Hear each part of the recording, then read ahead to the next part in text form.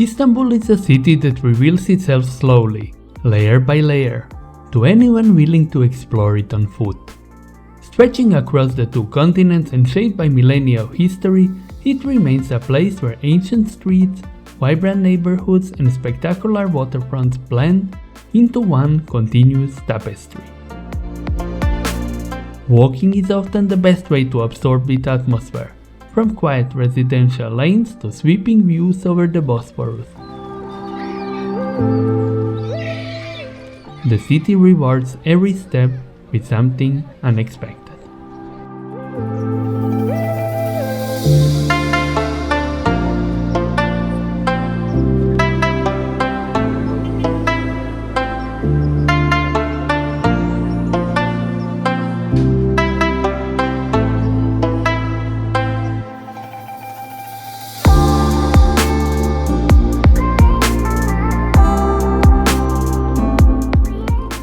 Although Istanbul is vast and home to more than 15 million people, many of its most intriguing corners are surprisingly walkable. Historic quarters, bustling markets, and scenic promenades are linked by bridges, ferries, and well-kept pedestrian paths, making slow travel not only possible but deeply enjoyable. By moving through the city at your own pace, you can experience its rhythm the way locals do, and discover sites that remain hidden to those who only follow the main tourist routes.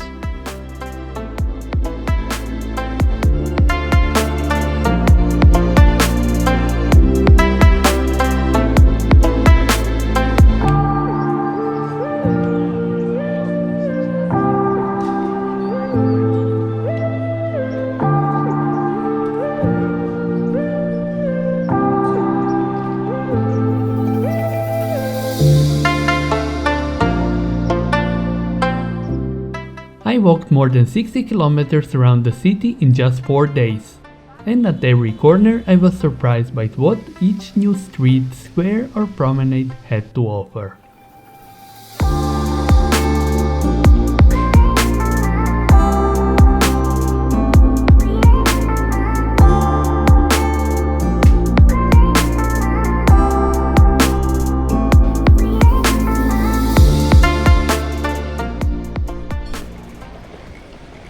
Well, Istanbul is a city which is surprisingly pleasant for walking around and for exploring on foot. Although it's always recommended, and I recommend as well, to take Istanbul card and use quite cheap still public transport, because it's an enormous city with 18 million people, if I remember well. If not, I will fix myself out. But city center can be quite nicely explored just by walking. Istiklal Street, where I'm right now, it's perfect place to see mixture of locals, tourists, and everything what Istanbul offers in a quite long promenade mixed with trams, cars, and everything like it is in the city, which is leading from Galati Tower all the way to Taksim Square, one of the main squares of Istanbul, where we will get quite soon.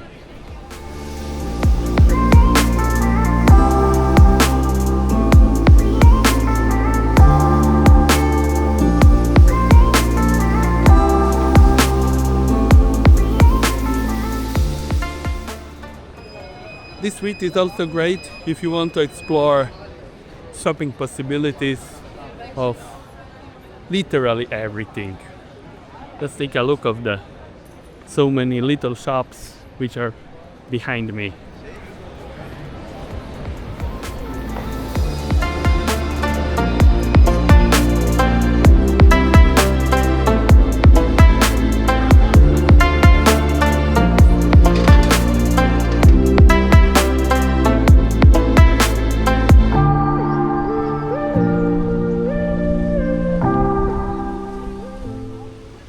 One of the main places of modern Istanbul is Taksim Square, where you have a monument to modern Turkish Republic, which has exactly right now in 2025 101 year, as you can see from the title behind me.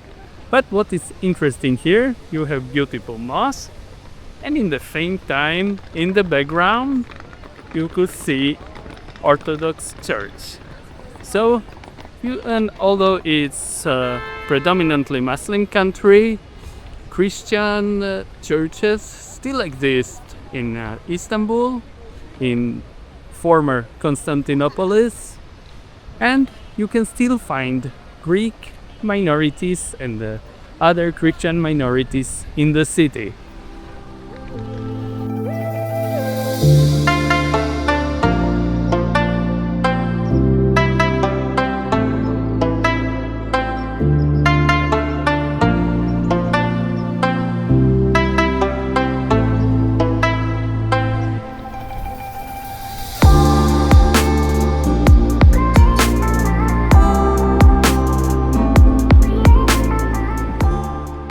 Despite the popular belief that the Ottoman Empire strictly enforced Islamization, in reality Christian and Jewish minorities were an important part of the empire's population through the millet system, including in the capital.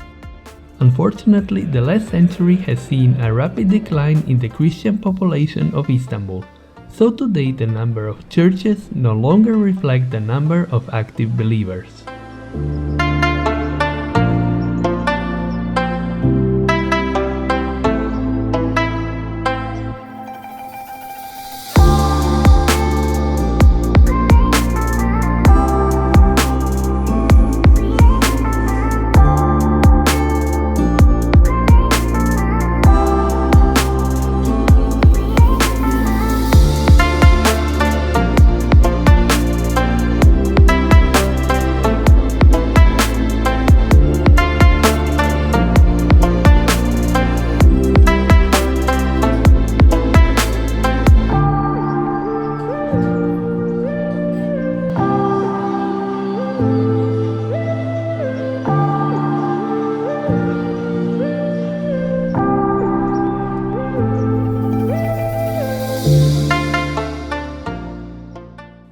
While major attractions such as Hagia Sophia, Topkapi Palace and the Basilica Cistern will take a considerable amount of money from your pocket, just for their entrance tickets, there are still plenty of sites you can enjoy completely free, from Little Hagia Sophia and the spectacular Blue Mosque, to the Grand Bazaar and the scenic coastal promenades along the Bosphorus.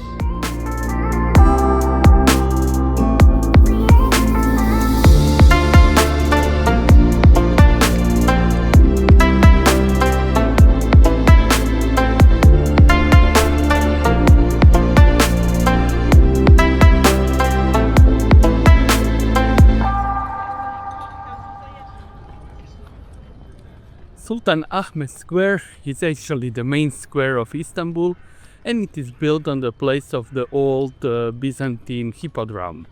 Therefore, it's probably the only bigger, totally flat part of the city.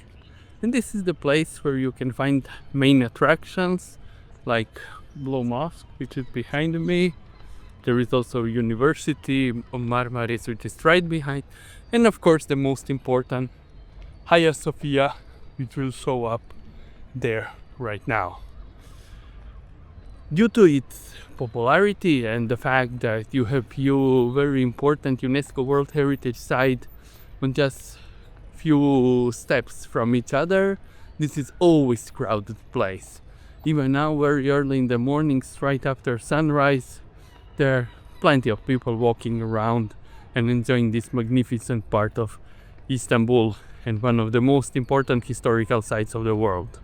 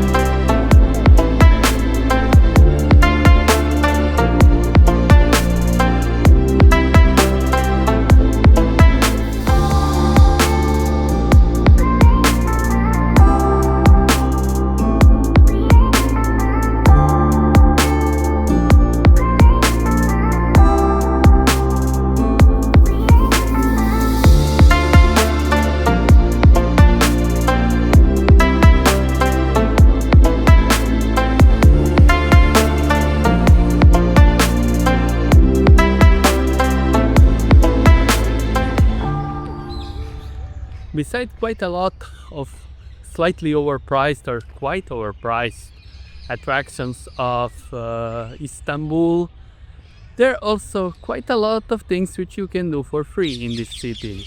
One thing which I highly recommend and which was nice surprise to me is Gulani Park, where I'm right now. This marvelous green oasis just next to Topkapi Palace, which is behind these walls and behind this house right now, where you have a truly green oasis literally in the middle of the city, which you can enjoy totally for free.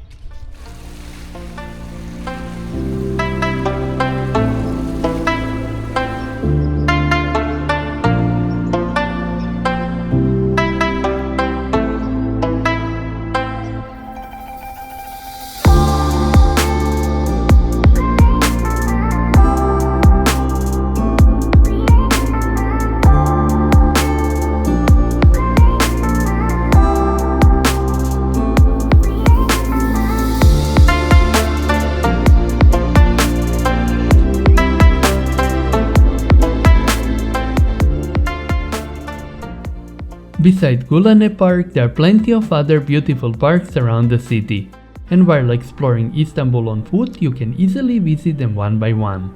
Green areas within and around the city have been expanding rapidly as part of the local government's efforts to create more citizen-friendly spaces.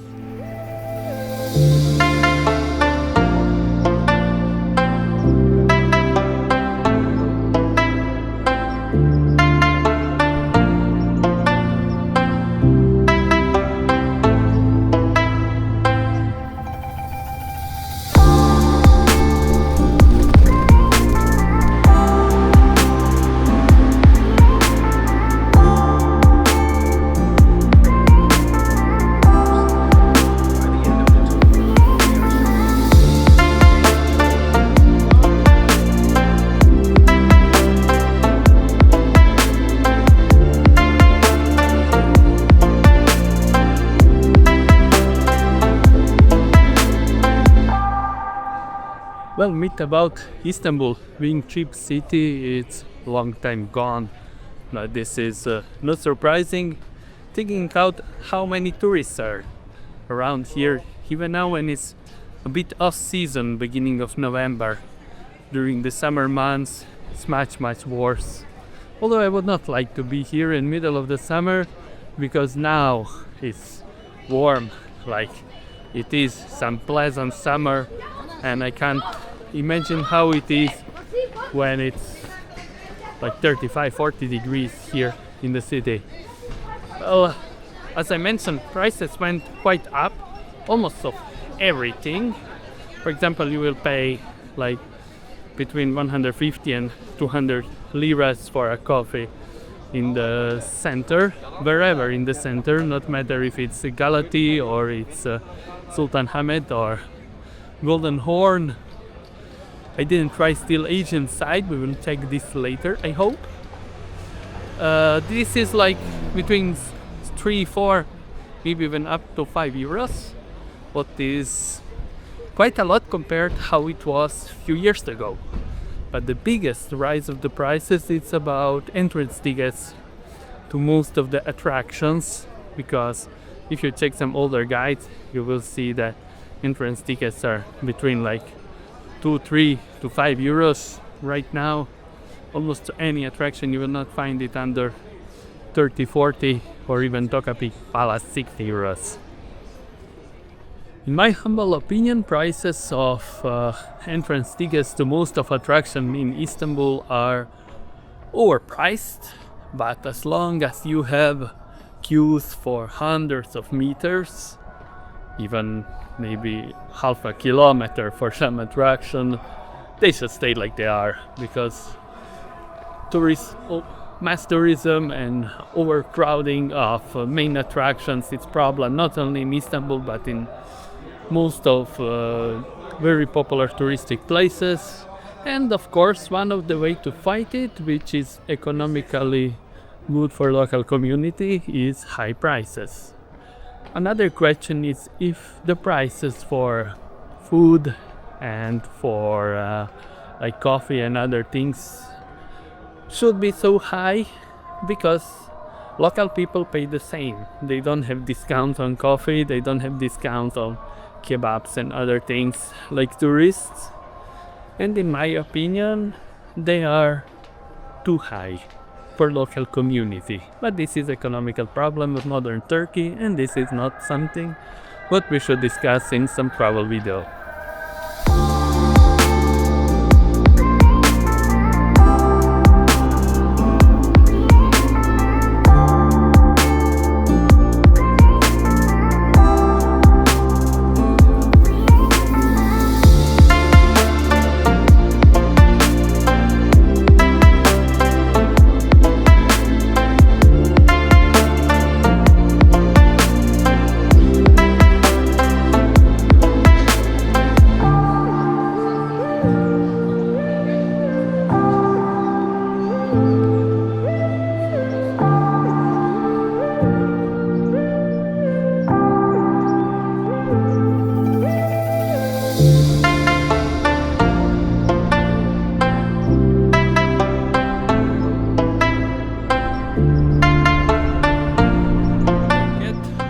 You can get from Golden Horn, the most touristic place, towards the Galata, former merchant Italian medieval district, now one of the main also tourist part of Istanbul by scenic metro ride.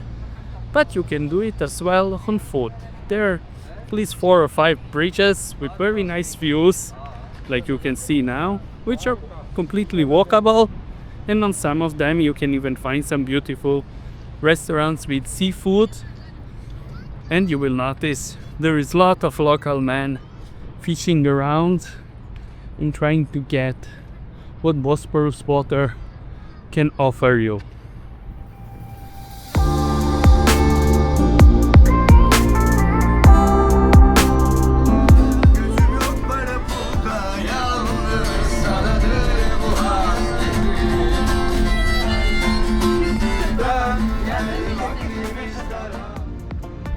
Crossing the Golden Horn Cove can be done without trying balık ekmek, a simple yet very tasty sandwich with a grilled fish fillet that has become one of the symbols of the modern day Istanbul.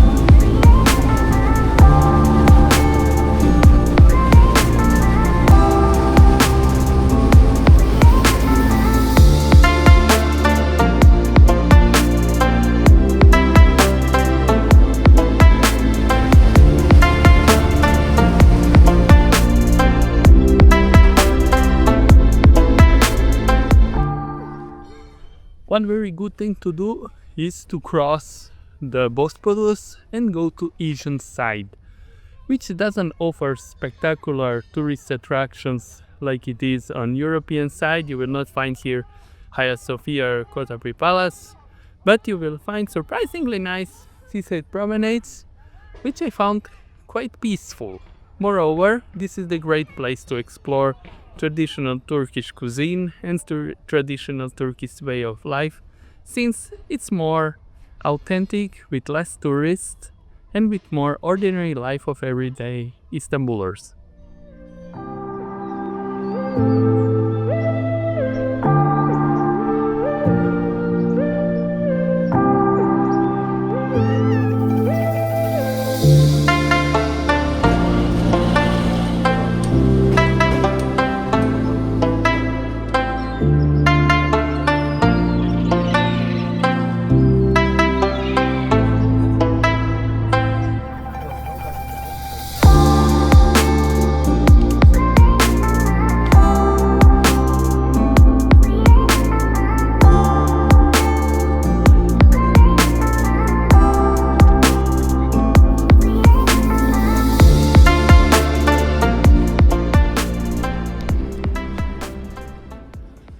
very charming and nice promenade is strolling next to coastline or Marmara Sea in the Moda district south of Kadıköy, where you can enjoy nice weather whenever you get it and much more calm and relaxing part of Istanbul.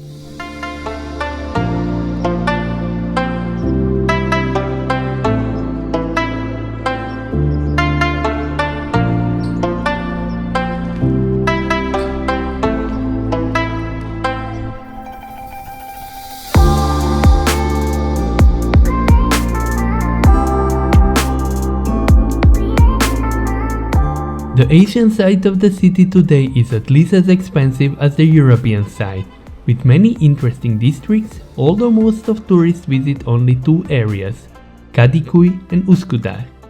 While this part of the city lacks major UNESCO World Heritage attractions like those in the European side, it still offers beautiful mosques, palaces, and fabulous opportunities for strolling along the Bosphorus and the Marmara Sea coastline.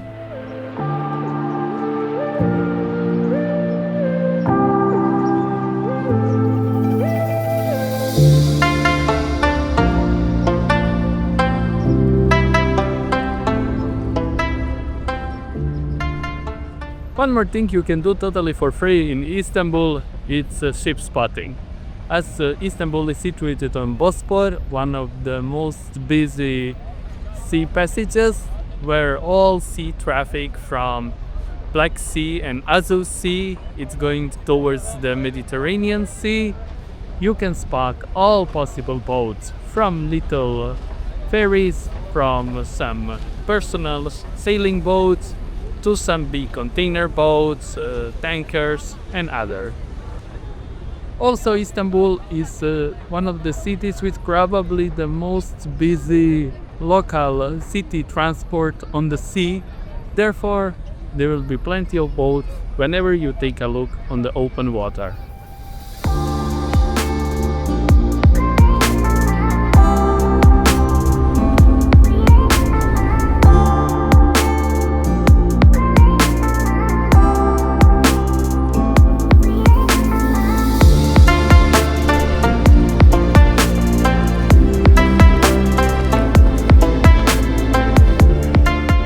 Prices on the Asian side were similar, especially in popular areas of Kadıköy such as Moda and locations close to the waterfront.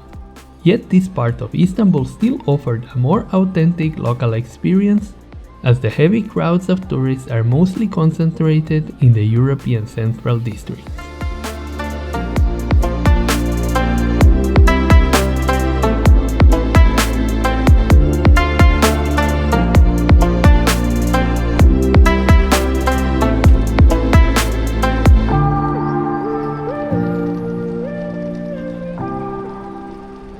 By combining public transport with walking, you can dive deep into the soul of this magnificent megapolis and go far beyond the main tourist attractions, discovering the city in the more authentic way.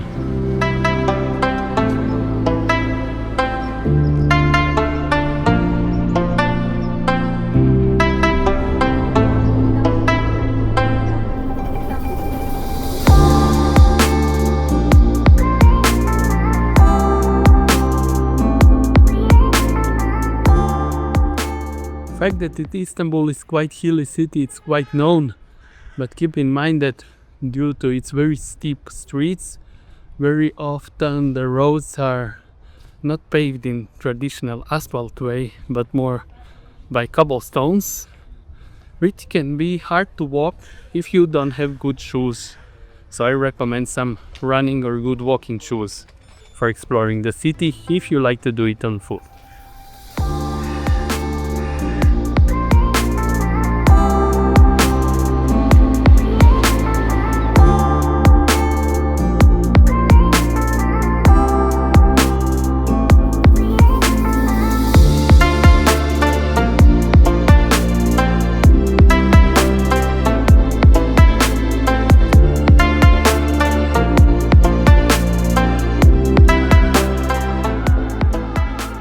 When the sun settles behind the skyline of the Western District, night brings you a whole new town to explore, illuminated by millions of lights in every color you can imagine.